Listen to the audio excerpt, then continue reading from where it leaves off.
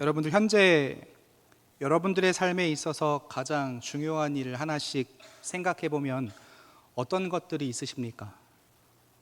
지금 여러분들의 삶에 있어서 최우선순위가 무엇이죠? 어린아이를 키우는 어머님들은 육아라고 말할 수 있고, 또 직장을 다니시는 분들은 열심히 직장에서 일을 해서 돈 버는 것이다 라고 말할 수도 있습니다. 또 학생들은 공부를 하는 것, 그게 아니면 친구들과 우정을 쌓는 것을 말할 것이고, 또 사랑하는 연인들은 또 사랑하는 것이다 라고 말하겠죠. 그러니까 내 자리에 따라, 또 내가 생각하는 부분에 따라 중요하게 여기는 것이 다 다르다는 겁니다. 각자마다 다 다양한 대답들을 하실 것 같아요. 여러분들이 생각하는 그 모든 것들이 다 중요합니다. 맞아요. 근데요, 이렇게 사람마다 의견이 다 다른 것과는 달리 이 하나님의 말씀인 성경은 오직 한 가지를 말합니다. 우리 인간이 해야 할 가장 중요한 것, 그것은 바로 예배라는 거예요. 성경은 하나님을 향한 온전한 예배야말로 우리 인간이 할 수 있는 가장 중요한 일임을 말합니다. 사실상 성도에게 있어서 이 예배는 이 신앙생활의 전부와 같아요. 물론 성도로서 우리에게 마땅히 해야 할 사명들이 있죠. 우리 전도해야 하고요, 봉사해야 되고요, 교제를 해야 합니다. 그러니까 성도로서 우리에게 맡겨진 사명들이 있어요. 그 모든 것들이 다 중요하죠. 어느 것 하나 소홀하게 생각할 수는 없습니다. 최선을 다해야 하죠. 근데 여러분, 이 모든 것들이요, 실상 예배의 연장인 것이며 넓은 의미에서 예배라고 볼 수 있습니다. 전도, 봉사, 교제를 비롯해 성도로서 우리에게 맡겨진 사명의 자리들이 다 예배의 자리라는 거예요. 그러므로 우리는 이런 고백을 할 수 있는 거죠. 예배는 성도의 신앙과 삶에 있어서 최우선순위이며 또한 전부이다. 그렇다면 여러분, 우리가 이렇게 중요한 예배를 드리는 삶을 살아야 하는데 참된 예배란 대체 무엇입니까? 우리가 드려야 할 올바른 예배의 모습은 무엇일까요? 저는 오늘 이 시간 예배에 관해서 여러분들과 말씀을 나누려고 합니다. 오늘 말라기 1장 6에서 11절까지의 말씀을 우리가 이 드라마 바이블을 통해서 봤어요. 말씀의 배경을 보면 이스라엘 백성들이 오랜 시간 우상 숭배를 하며 하나님의 말씀에 불순종하다가 결국 이방 나라의 포로로 끌려갑니다. 그리고 하나님의 은혜로 그 긴 포로 생활을 마치고 고향 땅으로 돌아오죠. 그렇게 포로 생활을 마친 지 약 100년 정도 지난 시기에 이 말라기서가 기록된 거예요. 그리고 이 시기보다 70년 혹은 80년 전, 그러니까 해방 초기에는요, 제2성전이 완공돼 가지고 성전에서 예배가 드려지기 시작했어요. 또 예루살렘 성벽 재건의 과업도 이미 성공적으로 마쳐진 상태입니다. 그러니까 포로 생활을 마치고 성전과 성벽을 재건하며 이스라엘 백성들의 마음에는요, 그 이전의 영광스러운 모습으로 돌아갈 것 같은 기대감들이 있었어요. 그러니까 다윗과 솔로몬 왕이 있었던 강력한 힘을 가졌던 국가의 모습으로 돌아갈 것 같았던 거예요. 근데 하루하루 시간이 흐르면서 그들의 기대가 무너집니다. 왜 그랬을까요? 해방이 돼서 이제는 이스라엘의 영광이 온 땅에 나타날 것이다, 이렇게 기대를 했는데 지금 여전히 이들은 페르시아 제국 치하에 살아야만 했고 계속되는 가난과 궁핍함 가운데 있었던 거예요. 하나님의 영광이 유대민족 가운데 회복될 것만 같은 그 어떤 조짐도 일어나지 않습니다. 오래도록이요. 분명 처음에는 기대를 가지고 있었지만 계속 시간이 흘러가면서 이 유대 백성은 하나님을 향하여 섭섭한 마음을 갖기 시작하죠. 하나님께서 우리를 도우시기는 하는 건가? 하나님의 마음이 변하신 건 아닌가? 과연 우리가 하나님께서 택하신 언약 백성이 맞기는 한가? 그 언약 아직도 유효한 건가? 하나님께서 그 언약을 여전히 중요하게 생각하고 계시는 건가? 불안한 마음에 의심에 가득 찬 질문들이 그 마음들을 계속 채워갔던 거예요. 잘 아시는 것처럼 이스라엘 백성들은요, 본래가 이 이스라엘과 예루살렘이 온 세상의 중심이다, 이런 생각을 가지고 살았습니다. 선택받은 백성으로서 자부심을 가지고 있었다는 거예요. 근데 오랜 포로 생활 속에서 그들이 직접 보고 느낀 제국의 위용과 영광은 이스라엘보다 더 대단했어요. 옛 고향 땅으로 돌아온 지금 자신들의 처지가 너무 초라한 거예요. 이전에 가졌던 선민으로서의 그 자부심이 사라집니다. 자신들은 세상에서 주목받지 못하는 하찮은 존재다라는 인식을 하게 되죠. 그렇게 하나님을 향한 섭섭함이 냉담함으로 환멸과 배신감으로 이어집니다. 네, 여러분, 이는 주전 5세기를 살았던 이 유대 백성들만의, 이스라엘 백성들의 이야기만이라고 할 수는 없습니다. 우리 역시 이 세상을 살아가는 동안 겪게 되는 믿음의 도전들이라는 거예요. 우리는 예수님을 믿음으로 삶이 평온해지고 복된 일들이 가득하길 소원합니다. 나의 인생이 예수님을 믿음으로 인해서 흔히 세상에서 말하는 성공적인 인생이 되길 바라죠. 신앙생활 하면서 자기 삶이 보다 나은 삶이 되기를 바라는 것은 당연한 거예요. 이런 기대를 하지 않고서 살아가는 것이 더 어렵습니다. 근데 문제는 실상 우리가 사는 현실이 그렇지 않을 때가 많다는 거예요. 때로는 반복적으로 좋지 않은 일들이 우리 인생에 닥쳐올 때가 있죠. 어려운 일을 견뎌내고 이겨냈더니 또 어려운 일이 찾아와요. 또 그 어려운 일을 이겨냈더니 더 큰 어려움이 찾아와요. 그렇게 되면 하나님을 향하여 섭섭한 마음과 때로는 배신감을 갖게 된다는 거예요. 매일매일 반복되는 생활 속에서 하나님을 향한 사랑이 조금씩 약해지는 거예요. 근데요, 그렇게 하나님을 향한 우리의 사랑이 약해지면요, 모든 것이 의무가 돼요. 하나님과의 관계에서 사랑이 식으면 신앙의 자리에 의무가 남습니다. 그리고 우리가 드리는 예배는 형식이 되는 거예요. 그런 모습이 당대 이스라엘 백성들의 정말 큰 문제였고, 하나님께서 지금 말라기 선지자를 택하신 이유입니다. 여러분, 오늘 읽은 말씀의 내용도 참 중요한데, 이 말씀이 주어진 분위기를 좀 느껴보는 것도 참 중요해요. 이를 통해서 지금 이 메시지가 얼마나 강렬한지를 우리가 감을 잡을 수가 있는 거죠. 아까 읽었던 이 본문의 말씀 잘 살펴보면 만국의 여호와가 이르노라 라는 표현이 계속해서 반복적으로 나옵니다. 계속해서 만국의 여호와가 이르노라 이렇게 말씀해요. 이 말씀을 통해서 우리는 하나님께서 지금 이 이스라엘 백성들에게 얼마나 지엄한 모습으로 책망하시며 말씀을 전하셨는지를 짐작할 수가 있죠. 성경이란 우리가 본래 진지하게 봐야 하지만 보다 엄숙한 분위기를 이 본문의 말씀을 통해서도 우리가 느낄 수 있다는 거예요. 자, 그렇다면 하나님께서는 대체 무엇을 이렇게나 책망하십니까? 지금 하나님은요, 이들의 지금 잘못된 예배를 책망하시는 거예요.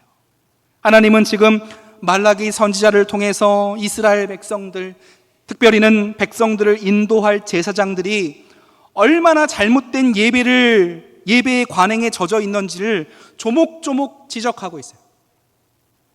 7절의 말씀 보시면 하나님의 제단에 더러운 떡을 드린다라고 말씀합니다. 너희가 더러운 떡을 나의 제단에 드리고도 말하기를 우리가 어떻게 주를 더럽게 하였나이까 하는도다. 이는 너희가 여호와의 식탁은 경멸히 여길 것이라 말하기 때문이라. 아멘. 그냥 떡 아니에요. 어떤 떡을 드렸대요? 더러운 떡이에요. 여기서 말하는 더러운 떡이란 더러운 짐승 제물을 말합니다. 일찍이 하나님께서는 이스라엘에게 하나님께 제사를 드릴 때 사용해야 할 제물들에 관하여 자세하게 말씀하셨어요. 당연하게도 하나님께 우리가 제물을 드릴 때는 흠이 없는 거, 가장 좋은 거 드려야 돼요.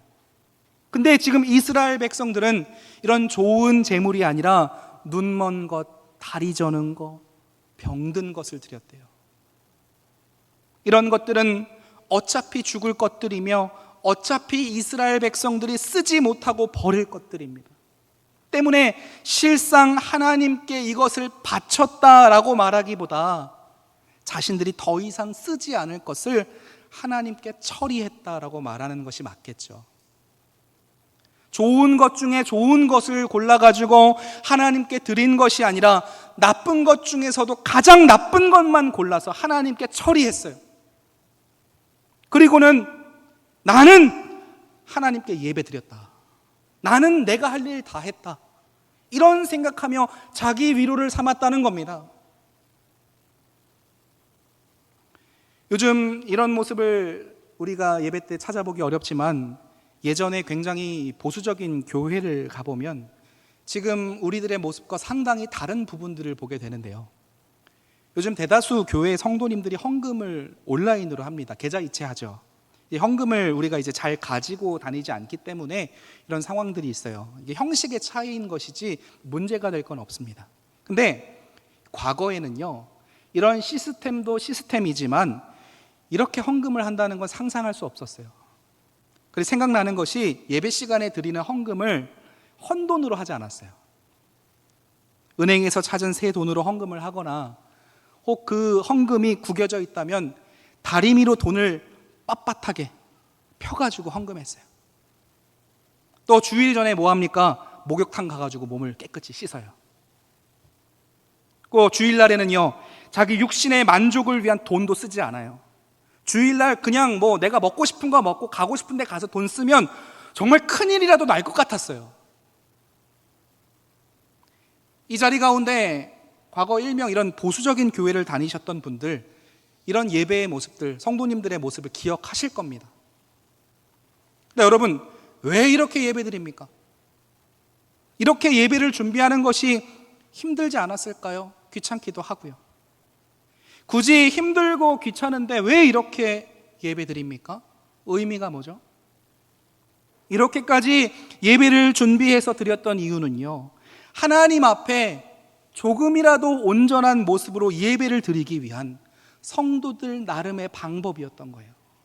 주일이 되기도 전에 성도들 각자가 삶의 자리에서 예배를 준비하는 가운데 은혜가 있었어요. 지금 이스라엘 백성들의 모습 보십시오. 이들은 하나님께 드리는 것들을 자신들이 가진 것 중에 가장 안 좋은 것으로 합니다. 더욱이 기가 막힌 것은 이렇게 엉터리 제사를 드리면서도 하나님 앞에 투덜거렸다는 거예요. 읽지 않았지만 13절의 말씀 보면 그들은 이 일이 얼마나 번거로운고, 코웃음 치면서 훔친 물건과 저는 것과 병든 것들을 막 가져왔대요. 대충 예배 드리면서도 모든 게 번거롭고 귀찮다는 거예요. 이런 제사를 드리는 이들의 모습은 한마디로 가증스러움 그 자체입니다. 그렇다면 하나님께서 이러한 이들의 모습을 모르셨을까요? 결코 아니죠. 하나님은 이들의 예배를 직접 보셨고 그 마음속 그 깊은 생각까지 다 꿰뚫고 계십니다. 이처럼 당대의 이스라엘 백성들이 드리는 제사에는 하나님을 공경하고 사랑하는 마음이 없었다는 거예요. 참으로 헛된 예배이며 실패한 예배를 드린 것이죠. 우리 보면 6절의 말씀을 읽어보겠습니다. 내 이름을 멸시하는 제사장들아, 나 만군의 여호와가 너희에게 이르기를 아들은 그 아버지를, 종은 그 주인을 공경하나니 내가 아버지일진데 나를 공경함이 어디 있느냐? 내가 주인일진데 나를 두려워함이 어디 있느냐 하나 너희는 이르기를 우리가 어떻게 주의 이름을 멸시하였나이까 하는도다. 정말 이 예배드리는 이들의 모습이 심각합니다. 근데 이스라엘의 예배에 관한 이런 문제는요, 구약시대 가운데 이때 처음 있었던 일은 아니에요. 반복적으로 고질적으로 나타나는 문제가 예배의 문제였어요. 이사야 시대도 마찬가지인데 이사야 29장 13절의 말씀 보면 이런 말씀 나옵니다.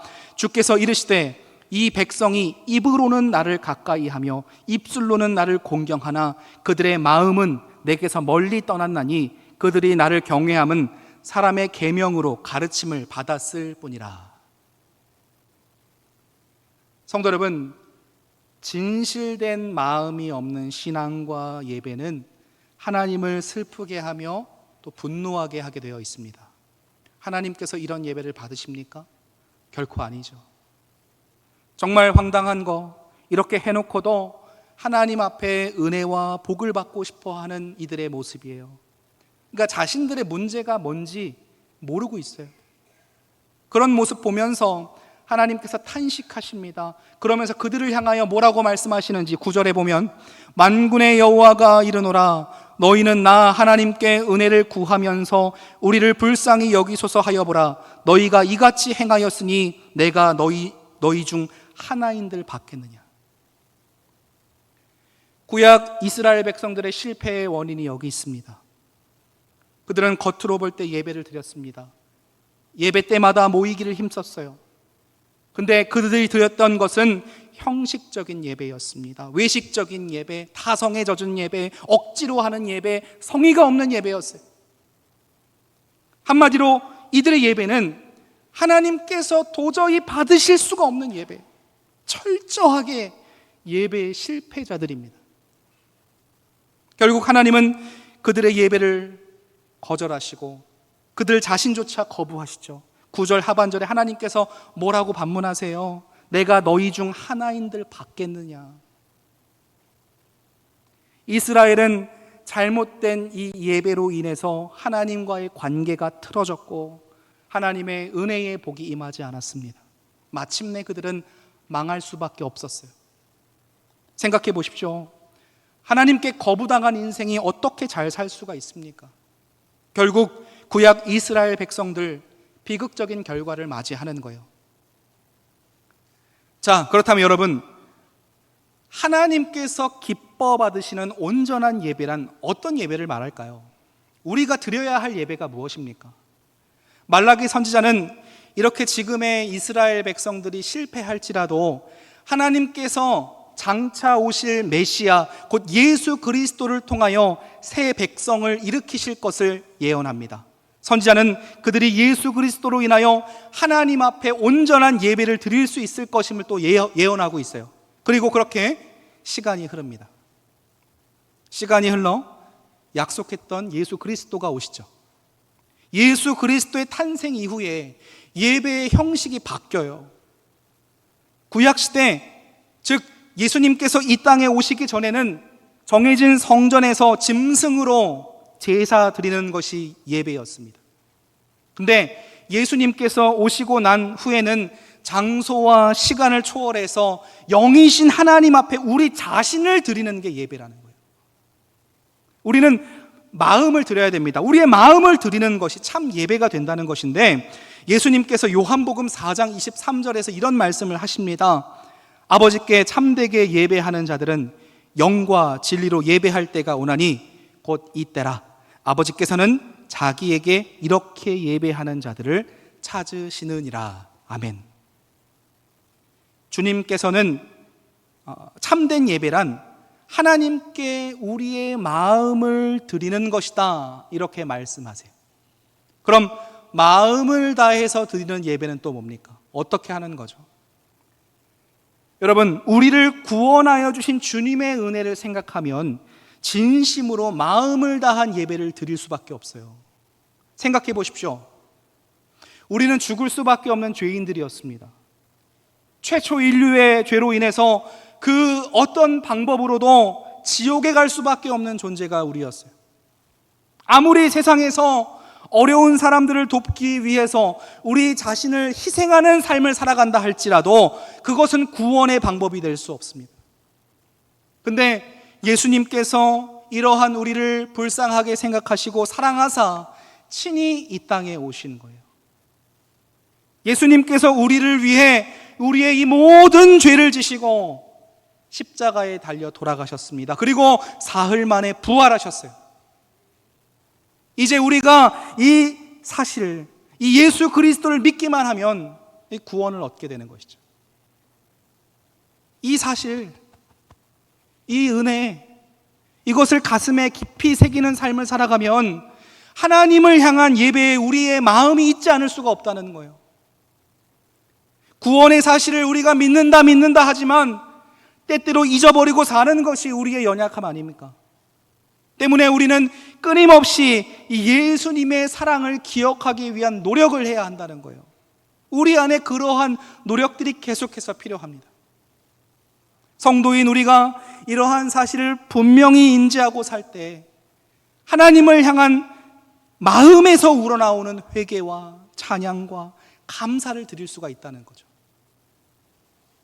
성도 여러분, 하나님은요, 우리의 외모를 보시는 분이 아니라 우리의 중심을 보시는 분이라 했습니다. 따라서 마음을 담지 않았다면 실상 그 어떤 예배의 순서도 무의미한 거예요. 하나님은요, 우리의 진실한 마음을 원하세요. 결코 우리가 갖고 있는 돈이나 시간을 바라시는 것이 아닙니다. 하나님이 우리에게 바라시는 것은 우리 자신이에요. 그러므로 우리는 무엇보다 먼저 하나님 앞에 진실한 마음을 드려야 돼요. 그것이 참된 예배이고 참된 신앙이라는 거죠. 시편 51편 16절과 17절의 말씀인데 같이 한번 읽어보기 원합니다. 같이 읽겠습니다. 주께서는 제사를 기뻐하지 아니하시나니 그렇지 아니하면 내가 드렸을 것이라. 주는 번제를 기뻐하지 아니하시나이다. 하나님께서 구하시는 제사는 상한 심령이라. 하나님이여, 상하고 통회하는 마음을 주께서 멸시하지 아니하시리이다. 아멘. 오늘 이 시간 우리 자신의 예배 생활을 좀 점검해 봤으면 합니다. 나는 과연 예배 순서마다, 예배 때마다 나의 마음을 담아서 예배를 드리고 있는가? 성도 여러분, 2700년 전 이사야 선지자를 통해서 주셨던 말씀, 또 2500년 전 말라기 선지자를 통해서 주셨던 말씀은 오늘날 우리에게도 주어지는 동일한 하나님의 말씀입니다. 우리가 믿는 하나님은 우리의 주인 되시고요, 우리의 아버지가 되세요. 우리가 결코 소홀히 할 수 없어요. 지금 우리는 하나님을 어떻게 생각하고 있습니까? 혹 하나님을 일주일에 한 번 만나 예배 드려주는 분으로 여기고 있지는 않습니까?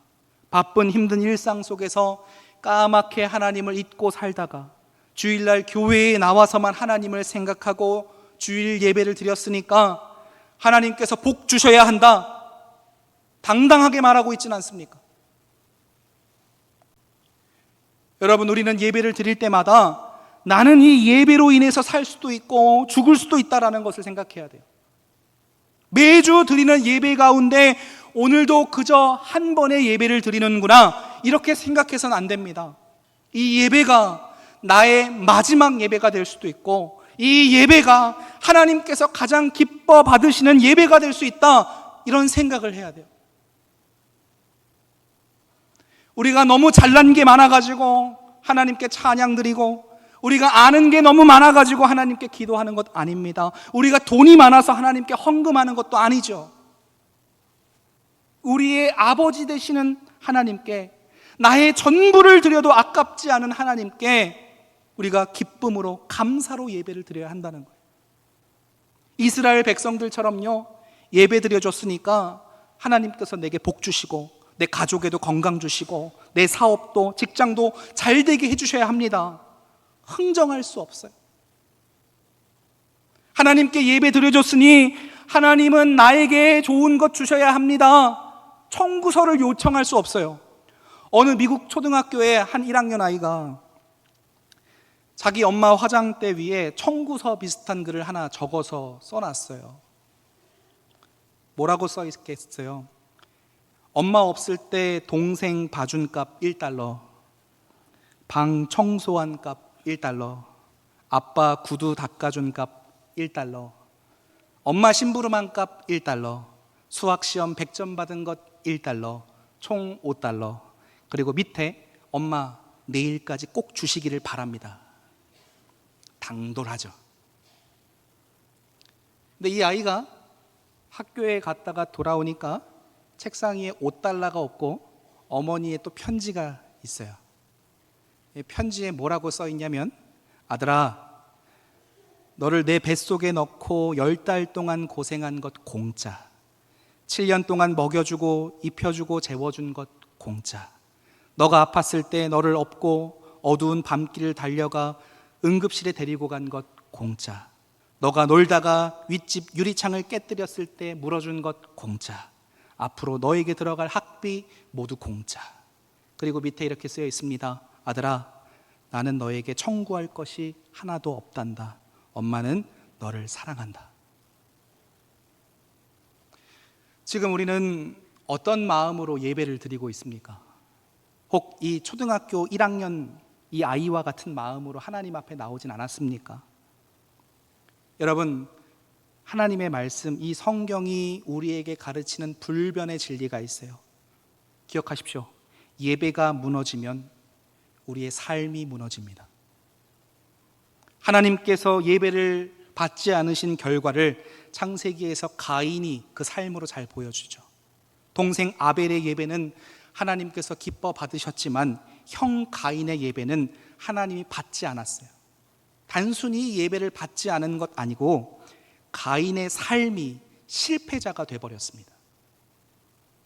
성도가 삶에서 예배를 실패한다는 것, 삶의 실패를 보장합니다. 믿기 어려우십니까? 주의를 가볍게 여기고 예배를 멸시하면서도 세상에서 잘 될 수 있다라고 믿을 수 있어요. 실제로 그렇게 하는데 세상에서 잘 나가시는 분들 계시잖아요. 세상 사람들이 말합니다. 왜 힘든데 굳이 교회 가? 가지 않아도 세상에서 성공할 수 있어. 왜 그렇게 힘드냐고 물어봐요. 근데요, 결코 그렇지 않습니다. 하나님은 하나님을 인정하지 않는 사람, 하나님을 믿지 않는 사람들이 세상에서 성공하든 망하든 신경 쓰지 않으시는 거예요. 그들은 그냥 하나님의 관심 밖에서 살아가고 있는 거예요. 때문에 우리는 꼭 기억해야 합니다. 예배가 실패하면 하나님과 나와의 관계는 우리가 그냥 생각하는 것보다 훨씬 더 크게 어긋나고 있다는 거예요. 예배의 회복이 일어나지 않으면 그 삶은 실패를 향해 갈 수밖에 없습니다. 그리고 저는 이 시간 한 가지만 더 말씀드리고 싶어요. 계속 말씀드리고 있듯 우리가 하나님께 예배를 드리는 가운데 가장 중요한 거, 우리의 중심, 우리의 마음입니다. 이 핵심이에요. 마음이 담겨져 있지 않은 예배에 아무리 화려해도 소용이 없어요. 근데요, 우리의 보여지는 모습들도 무시할 수는 없다는 거예요. 마음이 중요하니 어떤 예배의 모습이든 아무런 상관이 없습니까? 마음이 중요하니까 예배 때 우리가 어떤 모습을 하고 있든 상관이 없습니까? 마음이 중요하니까 교회에 나오지 않고 그냥 가정에서 예배 드려도 상관이 없습니까? 결코 그렇지 않다는 거예요. 여러분, 보여지는 모습은요, 대개 우리의 마음을 반영합니다. 성도의 행함이 그 사람의 믿음에서 반영되는 것과 마찬가지. 하나님을 향한 온전한 사랑과 존경의 마음을 우리가 가지고 있는데 우리의 보여지는 모습이 나쁠 수가 있습니까? 이게 무슨 말인지 질문을 하나 해보죠. 만일 여러분들이 대통령을 만나야 하는 공식적인 자리가 생겼어요. 여러분들의 모습 어떨 것 같습니까? 이제 군 생활을 얘기를 좀 잠깐 해보면, 이제 군 생활에 최전방 철책선인 그 GOP에서 근무를 했는데 어느 날 대통령이 저희 부대가 있는 곳을 지나가신다는 거예요. 어떻게 되겠어요? 부대로 오시는 게 아니고 지나가는 거예요. 전 부대가 비상이 걸립니다. 이때 어떻게 준비를 했냐면, 차를 타고 지나가시면 길이 좋아야 되잖아요. 그죠? 그러니까 울퉁불퉁한 그 길을 평탄하게 만든다고 오늘같이 무더운 여름날 장병들이 삽을 하나씩 다 들고 나가서 막 평탄화 작업을 막 하기 시작했어요. 사람들과 자동차들이 계속 밟아가지고 딱딱해진 땅을 삽 하나 들고서 평탄하게 만드는 거 쉬운 일 아닙니다. 또 저희가 생활하는 모든 곳이 깨끗해야 한다라고 해서 화장실부터 잠을 자는 내무반, 운동하는 체력 단련장까지 비롯해서 모든 곳들이 빛날 정도로 막 닦기 시작했어요. 지금도 생각나는 게 그 변변차는 그 청소 도구가 없어가지고요, 칫솔에 치약 묻혀가지고 다 닦았어요. 혹시나 또 차가 아니라 상황에 따라서 또 위로 헬기로 지나갈 수 있잖아요. 그래서 한 번도 올라가 본 적 없는, 한 번도 한 적 없는 지붕까지 올라가지고 청소했어요. 대단한 노력 아닙니까? 그렇게 모든 준비를 마치고 대통령이 지나간다라고 했던 그 당일날 됐어요. 그 많은 군인들이 얼마나 초긴장한 상태로 기다렸는지 몰라요. 근데요, 대통령이 그날 안 왔어요. 정말 웬만한 훈련보다 더 빡세게 힘들게 준비했는데 대통령이 안 왔어요. 갑자기 뭐 일정이 바뀌셨겠죠. 지금 제가 드리는 이 이야기에서 핵심은 이거예요. 우리가 세상에서 높다 하는 사람들과 만날 때는 그만큼의 준비를 한다는 겁니다. 대통령이 오는데 길에 쓰레기가 가득하고 막 지저분하다면 어떻게 되겠어요? 아니, 대통령까지 사실 갈 필요도 없어요. 우리가 직장인인데 회사의 사장님과 만나는 아주 공식적인 자리가 생겼어요. 그때 우리 그 만남 위해서 어떤 준비합니까? 또 이런 상하 관계가 아니라 좀 동등한 입장에 있는 경우를, 그러니까 예를 들어서 연인들이 데이트할 때를 좀 생각해 보세요. 그때 사랑하는 연인과 데이트를 하러 만나러 가는데 머리도 감지 않고 추리닝 입고 슬리퍼 신고 만나면 그 연인이 우리를 어떻게 생각하겠어요? 나를 소중하게 여긴다라고 생각하겠습니까? 상대방을 정말 사랑하는 마음, 소중히 여기는 마음이 있다면 우리가 그런 모습을 보일 수 없다는 거죠. 자, 그렇다면 여러분, 우리가 너무나 사랑하는 만유의 주제 되시는 하나님께 예배하는 지금 우리의 모습은 어떻습니까?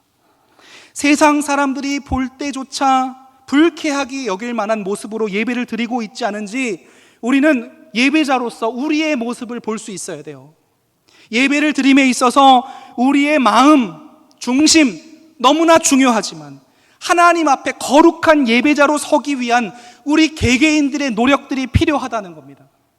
성도 여러분, 이렇게 주일날 이 자리에 나왔을 때뿐만 아니라 각자의 자리에서 예배를 준비하는 것부터가 예배의 시작입니다. 이 자리에 왔을 때뿐만 아니라 나의 자리에서 기도하며 구별된 예배를 위하여 노력할 때, 그 예배야말로 하나님께서 진정 기뻐 받으시는 예배가 된다는 것이죠. 여러분, 참으로 주님을 믿는다면 하나님을 경외하는 예배의 회복이 없이는 하나님의 은혜나 긍휼을 기대할 수 없습니다. 여러분들이 정녕 하나님의 자녀라면 하나님께서 여러분들에게 은혜와 긍휼을 베풀어 주시기 위하여 우리 안에 하나님을 향한 참 사랑과 예배를 회복시켜야만 합니다. 말씀을 정리합니다. 성도 여러분, 요즘에 나오는 조화들 있잖아요. 조화들 보시면 아시겠지만 예전과는 달라서 어설프지가 않아요. 겉으로 보고서 또 손으로 이렇게 만지는 것만으로는 이게 생화인가 조화인가 분간이 안 가는 것들도 있습니다. 근데 사실 조화가 생화를 따라할 수 없는 명확한 차이가 하나 있죠. 뭡니까? 계속적으로 은은하게 나오는 향기예요. 생화에는 지속적으로 풍겨나는 은은한 향기가 있어요. 그 향기를 따라 벌도 모이고 나비도 모이는 거예요. 우리가 드리는 예배에도요, 생화와 같은 예배가 있고요, 조화와 같은 예배가 있어요. 생화와 같은 예배는 말 그대로 향기가 나는 예배입니다. 우리가 드리는 예배는 하나님을 믿는 성도로서 아름다운 향기가 풍겨져야 돼요. 요한복음 4장 23절의 말씀인데 다시 한번 이 말씀 같이 한 목소리를 합독해서 읽어보겠습니다. 시작. 아버지께 참되게 예배하는 자들은 영과 진리로 예배할 때가 오나니 곧 이때라. 아버지께서는 자기에게 이렇게 예배하는 자들을 찾으시느니라. 아멘. 성도 여러분, 지금 하나님께서는 영과 진리로 예배하는 사람을 찾고 계십니다. 우리는 하나님이 기뻐하시는 성도로서 예배자의 삶을 살아야만 합니다. 우리의 예배가 회복되어야만 합니다. 어떻게 하는 거예요? 최선을 다해서, 우리의 온 마음 다해서 하나님께 예배드리는 거예요. 우리의 목소리를 높여서 하나님을 찬양하고 간절한 마음으로 기도를 드리고 하나님의 말씀에 뼈에 사무치도록 깨달으며 회개하고 모든 것을 드린다는 마음으로 하나님께 예물을 드리는 겁니다. 또한 우리의 일상이 하나님께서 기뻐 받으실 만한 합당한 삶이 되므로 삶을 통한 예배를 하나님께 드려야 돼요. 단순히 반복되는 예배, 습관적인 예배가 아니에요.